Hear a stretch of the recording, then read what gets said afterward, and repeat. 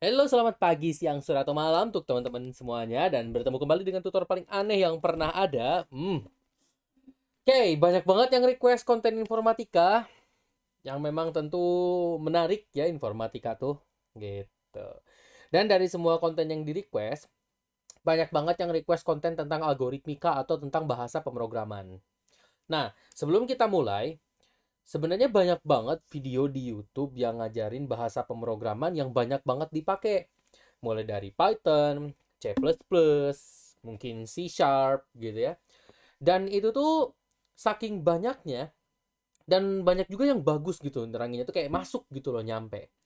Nah, aku ingin bedakan videoku dari video-video yang lain. Maksudnya supaya kita jadi punya variasi gitu loh. Jangan sampai melulu semuanya Python dengan C++ gitu. Atau pula C pagar karena banyak banget sumbernya.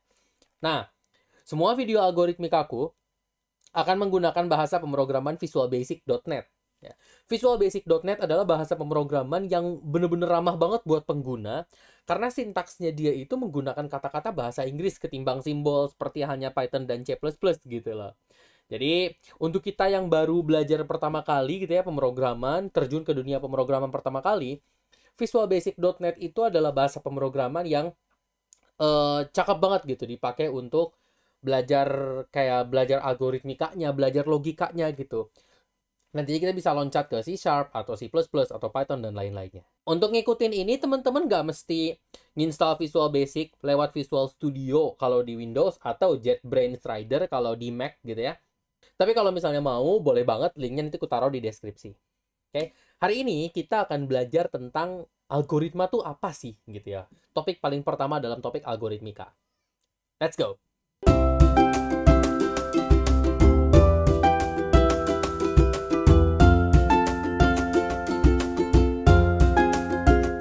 Nah, pada dasarnya, ketika kita membahas tentang algoritma, itu tuh mungkin bahasanya kedengeran asing di masa lalu ya. Kalau sekarang mungkin algoritma YouTube, algoritma TikTok, algoritma Instagram, dan lain-lain gitu ya. Tapi sebenarnya pada dasarnya apa sih yang disebut dengan algoritma? Algoritma itu ibarat resep. Lah, kok bisa sih, Kang, itu diibaratkan sebagai resep? Karena dia adalah step by step ngelakuin sesuatu. Gitu loh. Bayangin kayak ada resep bla bla bla bla bla. Misal kalau kita mau masak Indomie kan, yang pertama mungkin masakin airnya dulu ya.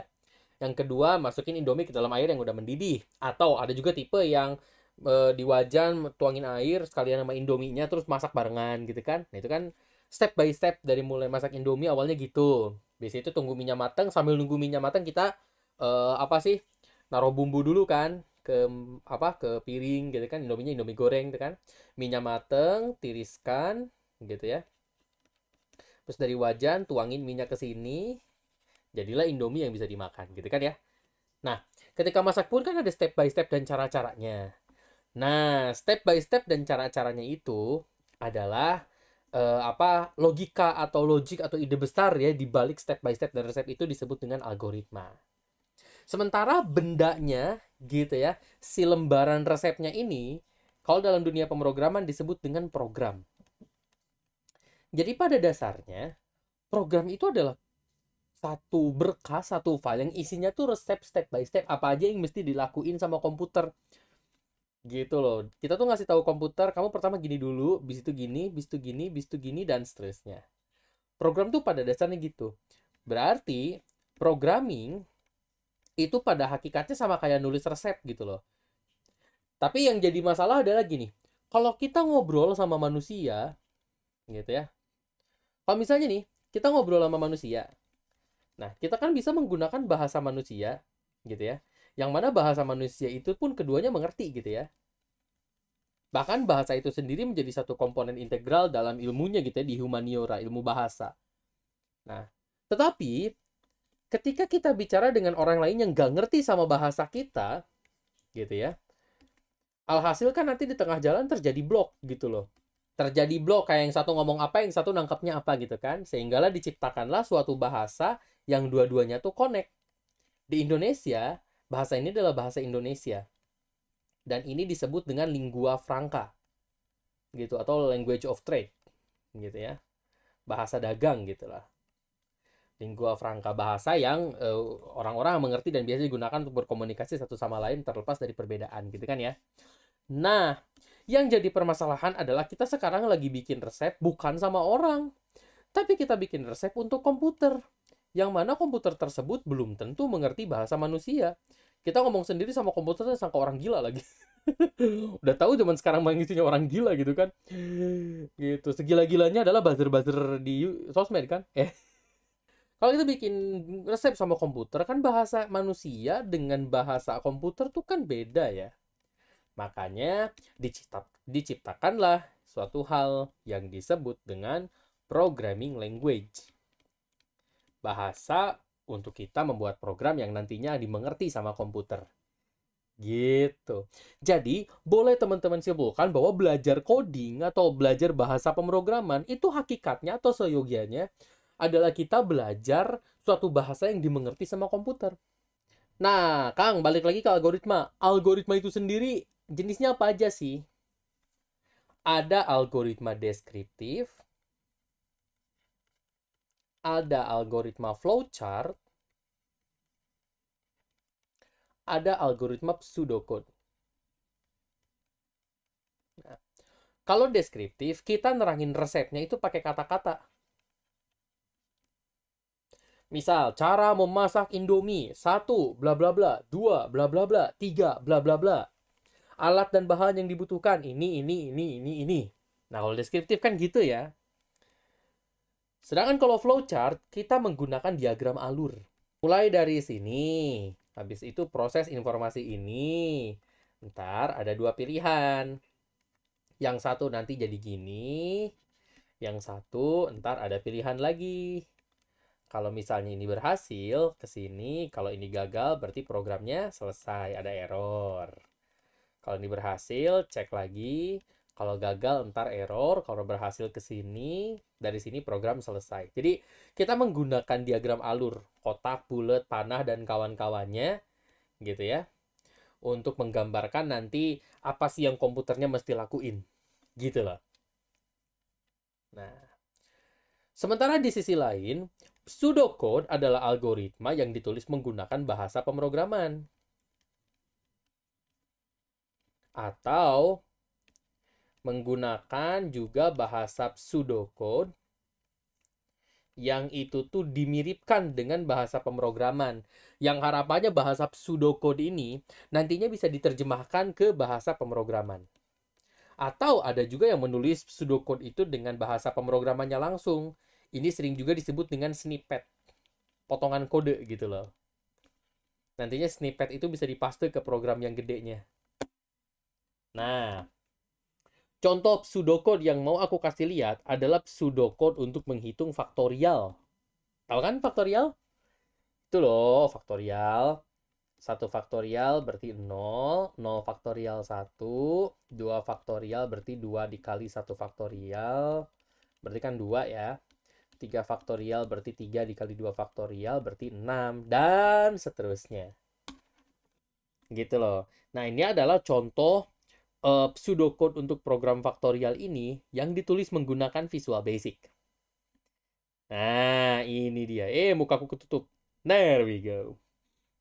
Nah, seperti yang bisa teman-teman lihat, visualbasic.net itu adalah bahasa pemrograman yang lebih banyak menggunakan kata-kata dalam bahasa Inggris. Imports, modul, private, function, integer. Integer itu bilangan bulat ya bahasa Inggris. As itu kan sebagai, or, if, return, and. Nah, pseudocode ini ditulis menggunakan Visual Basic dan seperti yang teman-teman bisa lihat, bahasanya itu adalah bahasa yang mudah dipahami gitu loh, karena dia banyak menggunakan kata-kata dalam bahasa Inggris. Bedakan pseudocode ini kalau misalnya kita menulis program serupa dengan menggunakan let's say C++ ya. Nih, aku buatin langsung di sini. Ini adalah fungsi faktorial yang tadi tapi ditulis dalam C++. Nah, seperti yang teman-teman lihat, dia lebih banyak menggunakan simbol tanda kurung, kurung keriting, titik koma, sama dengannya ditulis 2 kali, dan seterusnya. Sementara Visual Basic itu dia lebih banyak menggunakan kata-kata. Ada sih simbol, ini kan untuk perkalian, ini sama dengan gitu ya. Tanda kurung juga tetap dipakai, tapi nggak sebanyak simbol ini gitu loh. Lah, Kang, kalau misalnya C pagar gimana C pagar? Nah, kalau C pagar nanti kayak gini. Kang, kok C pagar mirip ya sama C++? Emang mirip dong, depannya aja C, ya kan? Gitu. Tapi dia sama dengan C++, menggunakan simbol-simbol juga gitu ya. Karena kan pada dasarnya dia bahasa C juga, cuman yang satu Sharp itu untuk .NET, kalau C++ kan itu eh, programming language yang ya programming language gitu kan ya. Gitu. Nah, seperti yang bisa teman-teman lihat seperti ini. Nah, Kang, Python gimana Python? Oke, let's go. Kita bikin Python ya. Nah, kalau misalnya dalam Python seperti ini. Python itu populer banget sebagai interpreted language gitu ya, karena dia bisa digunakan lintas operating system, bisa digunakan di hampir banyak hal, bahkan untuk machine learning juga bisa gitu ya. Cuman mungkin untuk yang baru pertama kali belajar coding, belajar Python, di satu sisi mudah, di sisi lain cukup intimidating kalau misalnya benar-benar baru gitu.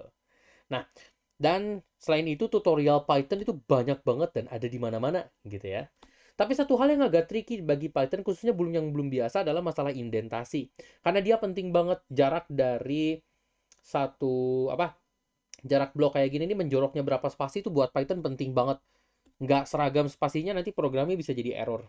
Dan kadang-kadang tab sama spasi kan jadi permasalahan tersendiri di Python gitu kan ya. Tapi itu cerita untuk hal yang lain gitu. Nah, dalam rangka menghindari hal-hal yang overly teknis untuk mereka yang baru pertama kali belajar pemrograman dan juga menyediakan tutorial algoritmika yang lebih beragam dibanding dengan video-video lain yang udah ada, aku akan memutuskan untuk menggunakan visualbasic.net. Gitu. Kalau teman-teman ingin mengikuti menggunakan bahasa pemrograman lain, boleh ya, pada dasarnya aku bebaskan. Cuman mungkin kalau teman-teman baru pertama belajar bahasa pemrograman lain itu, mungkin tutorial yang lain di channel YouTube yang lain akan bermanfaat buat teman-teman. Tapi kalau misalnya masih mau ngikutin dengan aku, kita akan belajar pakai Visual Basic supaya lebih mudah gitu ya. Nah, mungkin teman-teman belajar bahasa pemrograman yang lain sono, nanti pas balik lagi ke sini, apa yang aku tulis dengan Visual Basic bisa teman-teman tulis ulang dengan bahasa pemrograman yang lain. Itu juga cara yang bagus banget buat belajar. Jadi pada intinya, yang namanya algoritma itu ada semacam logik di balik resep. Barang resepnya itu disebut program, dan aktivitas kita nulis resep atau nulis program tersebut disebutnya programming. Dan kenapa kita harus menggunakan bahasa programming? Karena apa sih, kita sedang menuliskan suatu perintah, kumpulan perintah yang nantinya akan dijalankan sama komputer. Komputer kan praktis gak tahu ya kita pengennya apa gitu loh, karena bahasa kita dengan komputer beda. Makanya disusunlah bahasa di tengah-tengah untuk menjembatani antara manusia dengan komputer. Ini disebut dengan programming language. Gitu, oke? Dan sepanjang semua video algoritmika kita ke depan, kita akan belajar menggunakan Visual Basic. Gitu. Mudah-mudahan ini bisa bermanfaat buat teman-teman semuanya. Seperti biasa, jangan lupa like, share, and subscribe.